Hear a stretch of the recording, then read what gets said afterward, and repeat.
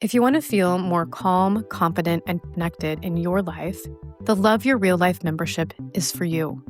Members love the simple daily challenges that help create small, consistent actions that lead to the change that they want. And then the live sessions that are throughout the month that leave them feeling grounded, relaxed, and supported. There's a link in the show notes to join. I would love to see you inside of this membership. Welcome to the Love Your Real Life podcast. I'm Faith Lauterbach, and this is a space to help you heal, rebuild, and create a life you truly love, even if it looks different than you imagined.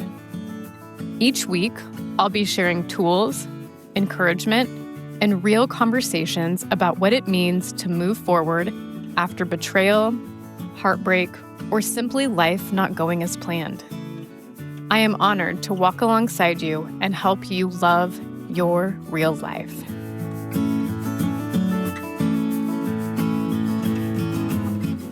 Well, hello and welcome back to the show. And also happy March. If you're listening to this the day it comes out, it will be the first Monday of March. And so welcome. There's something really exciting to me about the start of a new month. I don't know if you feel the same way. But before we get started into today's episode, I wanted to just do a little recap. Last month in February, we spent the month here in the Love Your Real Life podcast talking about love and relationships. We talked about self-love and how our relationship with ourselves is the foundation for the relationship with anyone else in our life.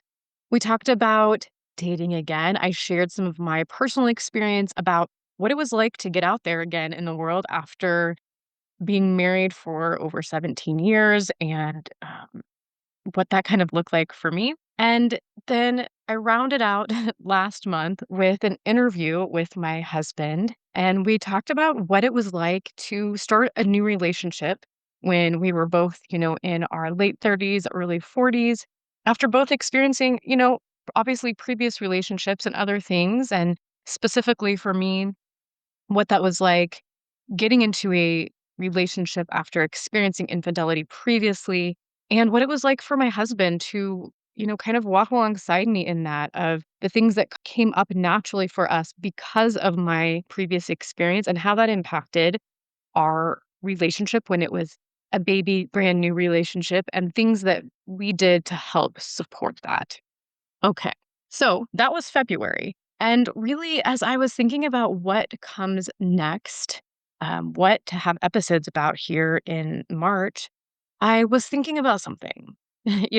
One of the things that I do is look at things from a whole person perspective. So with my coaching, with my membership, with my yoga, even, that's what I'm looking at. I'm looking at our whole body because nothing lives in isolation.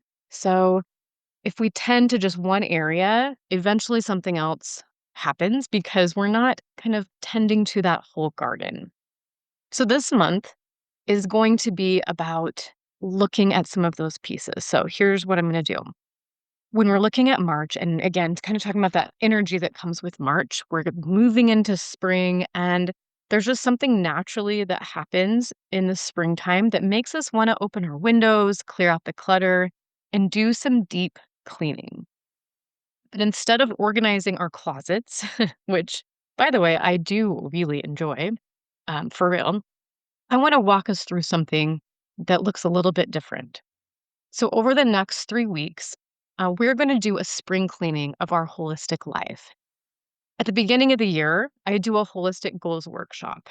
Maybe you attended that this year or watched the replay, or maybe came to a live option I had here where I live. But if this is the first you're hearing about it, I want to, first of all, just let you know a little bit about the basic method that I use to teach and grow in when it comes to that. You've probably heard of holistic health before, or you've heard that word. It's kind of a buzzword, but I'm going to just share a little bit about what it means to me. So there are 8 areas that shape how we all experience our real life.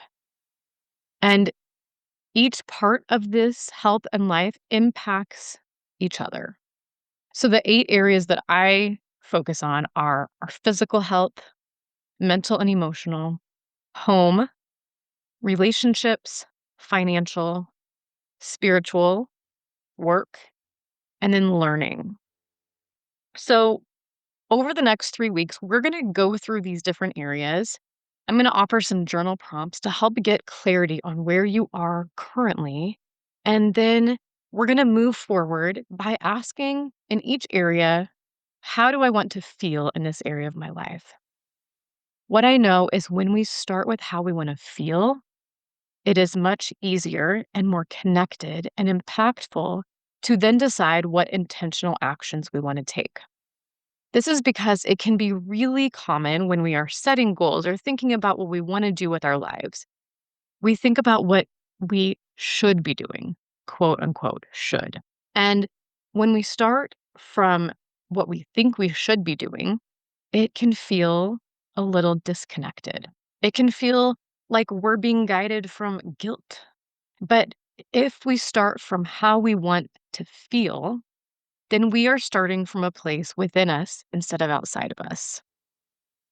So, here's what I'd like to do over the next 3 weeks is I have broke these 8 areas into categories.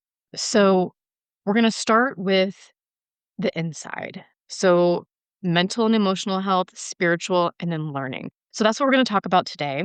Next week, we're going to focus on our body and our environment. And then the week after that, we're going to look at that external life. So, our relationships, our work, and our finances.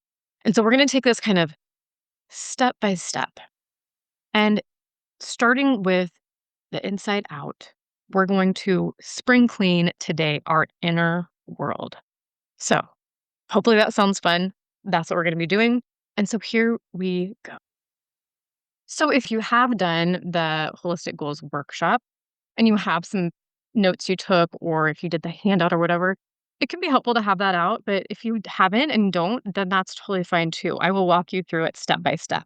What I'd like to also do is give you some examples of how I'm using this in my own life because I feel like it can always be helpful to just see what that looks like in someone else's real life. So I'll share a little bit about that process on my end, on how that's going.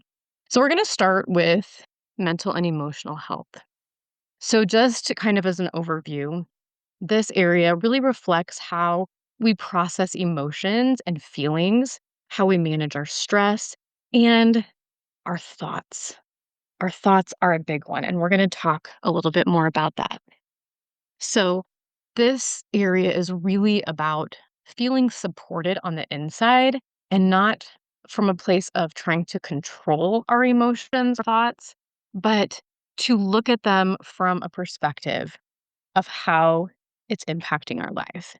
So, just to think about this, our thoughts really shape how we see ourselves, how we're showing up in our lives, what we're tolerating from ourselves and others, and really what we believe is possible. And most of the time, we don't even question them. Thoughts feel like facts because they come up so easily in our head. But our first kind of spring cleaning question when it comes to our emotional and mental health are, what thoughts have I been rehearsing lately? What are the like kind of go to thoughts that are happening in my head? Maybe it's, I'm behind. I should be doing more. Or this is just how I am. So, thinking for a moment about what are the thoughts that are those automatic things that are coming up. So, just taking a moment to kind of just maybe write down a few of those that kind of are on replay.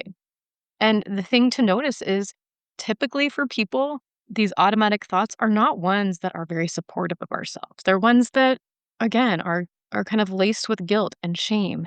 And what I have found from myself personally and from working with lots of people is that guilt and shame is not a healthy place to grow from. So the first step is kind of getting that awareness about what are these thoughts that are coming up. And the next thing to ask ourselves is, am I processing my emotions and feelings or am I pushing them down? And then the third question is, where am I being hard on myself? So if you need to pause and kind of think this over, you can certainly do that and then start up after you've answered those questions. But the next thing after you have those questions answered is to think about, remember that question I said is really important to help drive us, is how do I want to, moving forward, feel in this part of my health and life? So my emotional and mental health. And I'll give you some examples of what kind of guides me. So when it comes to my emotional and mental health, I want to feel calm. And what I feel like can be helpful is to start small. Okay. So maybe you have some ideas about what helps you to feel the way you want to feel in this area of your health and life. And maybe just having a list that you can kind of go back to. We did this in the Holistic Goals workshop. And so I have a list that I am pulling from of things that I know. Because I know in the moment, sometimes we can't remember the things that we know will be helpful for us. And so I like to be able to look back at a list of ideas that I created when I was kind of in this state of contemplation, not in a state of stress.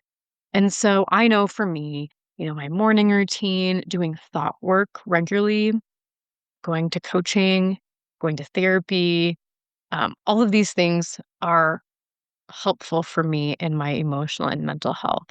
I know the foundation is my morning routine. And so, you know, that is really the foundation for this. So that if I have gotten off track with that, I go back to that foundation. I'm like, I'm going to start again with my 5 minutes of a guided meditation and a 5 minutes of journaling.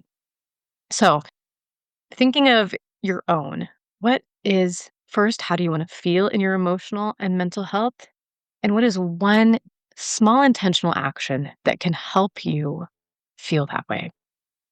Okay, we are going to go on now. Again, pause if you need to kind of walk through those, write out some ideas, but creating how you want to feel in that area of emotional and mental health and one intentional action to help support that.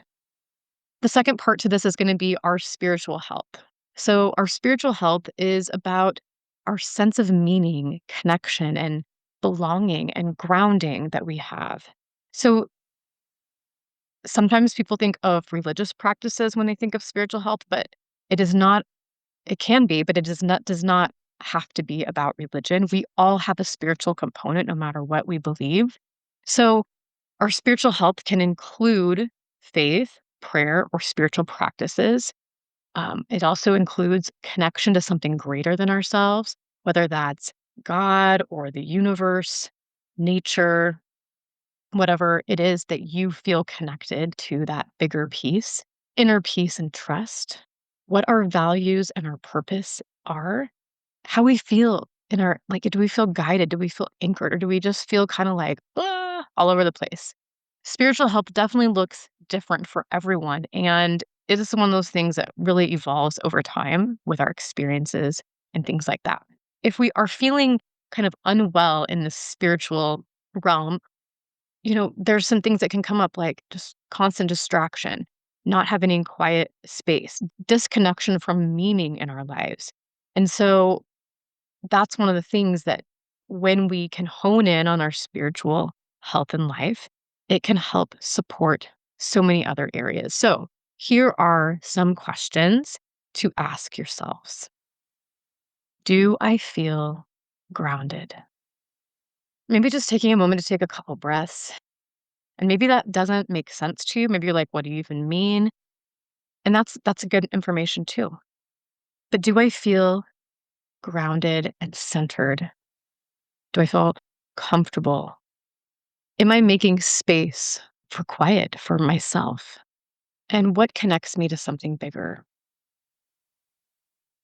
So, again, if you need to pause and kind of think about some of these things, you can certainly do that. But writing out the answers to those. And then we're going to ask again that same question that I'm going to ask for each area is, how do I want to feel when it comes to my spiritual health and my spiritual life? And so for me, the answer to that is centered. So I want to feel centered in my spiritual health in life. And so I say that being spiritually present helps me feel grounded and centered. So for me, I know that having time to reflect. So you'll see a lot of these things can kind of overlap into other areas. Like I said, each area of our holistic life is connected. And so usually one can impact others. And so for me, journaling in the morning, having time for reflection is really, really important to support my spiritual health and feeling grounded and centered. Volunteering with organizations that are meaningful to me. And so for me, that is the food bank. I do a monthly volunteer with the food bank. There's another organization called the Hope House that's through the church that I go to that is a place that I support, and Echo Collective, which is a local nonprofit here in Lincoln that if you haven't heard of, please look up because they are amazing. So those are some organizations here locally that I feel very connected to, and that when I am involved in supporting those missions, I feel more connected spiritually. So for here, answer the questions of those prompts. Do I feel grounded? Am I making space for quiet and for myself?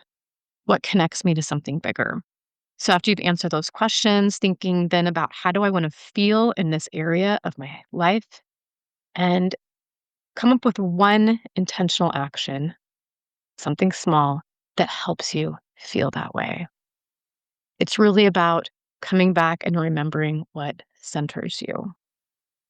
Okay. This third part is about learning.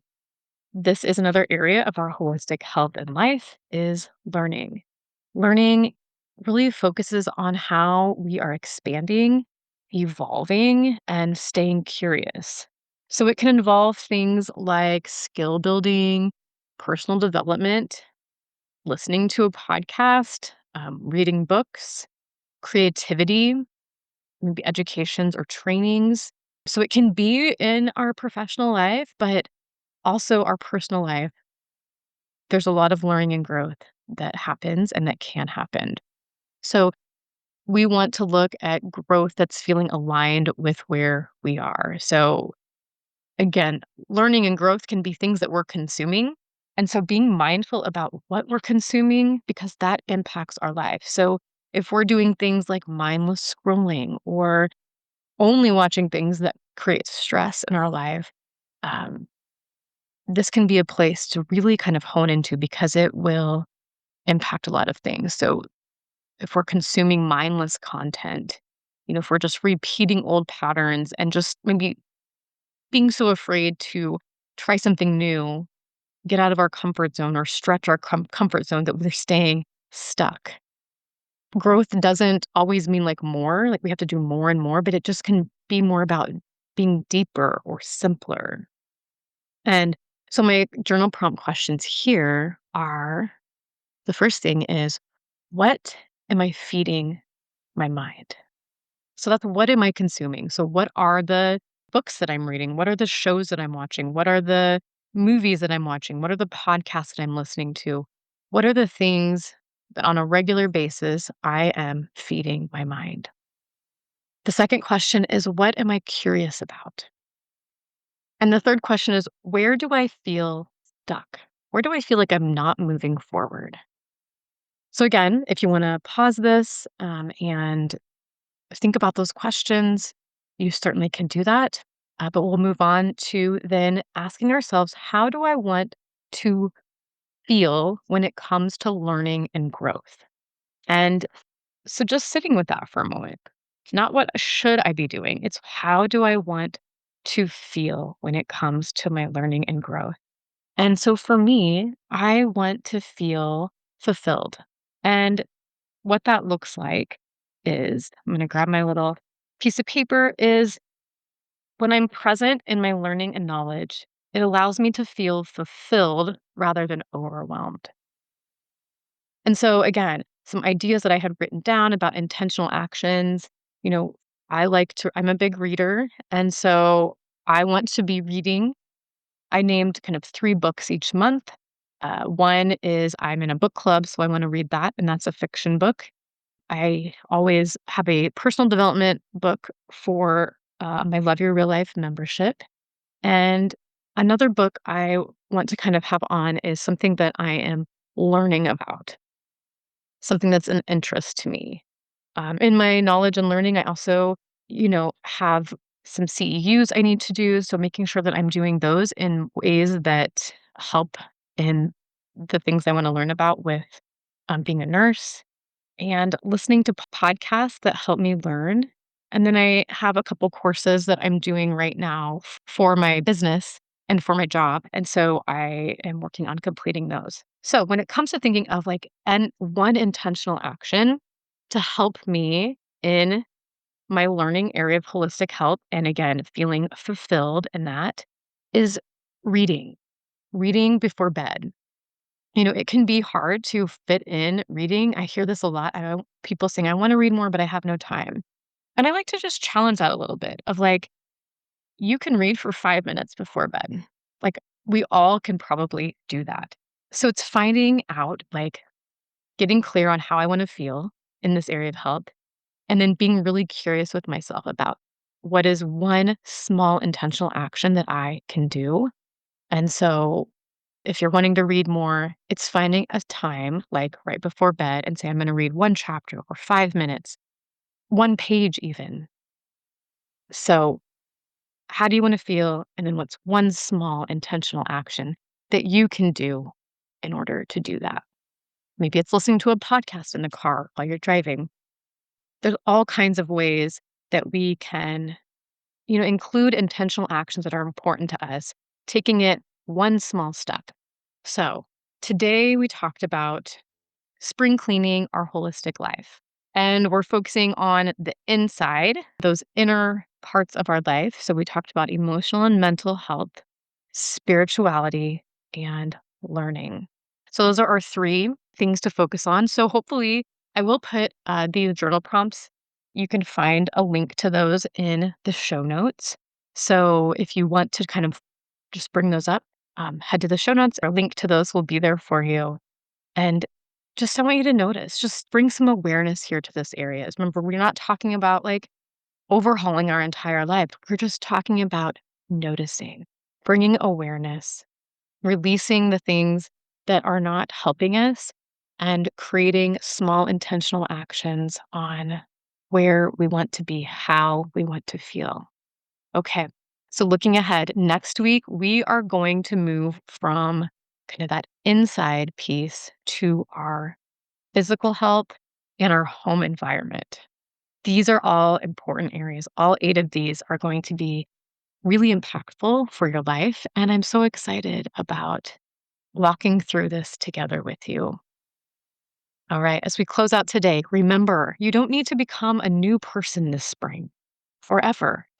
You really just need to listen to yourself, learn to listen to your inner voice. Let yourself breathe again. Just taking a nice breath in and out and knowing that we got this. All right. Until next week, please feel free to reach out to me. I'd love to connect and hear your thoughts on this episode. All right. Talk to you soon.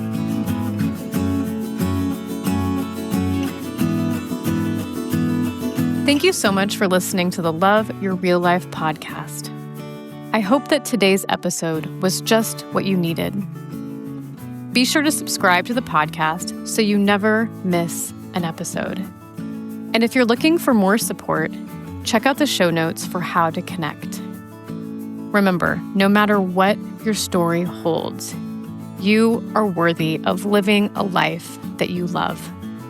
Talk to you soon.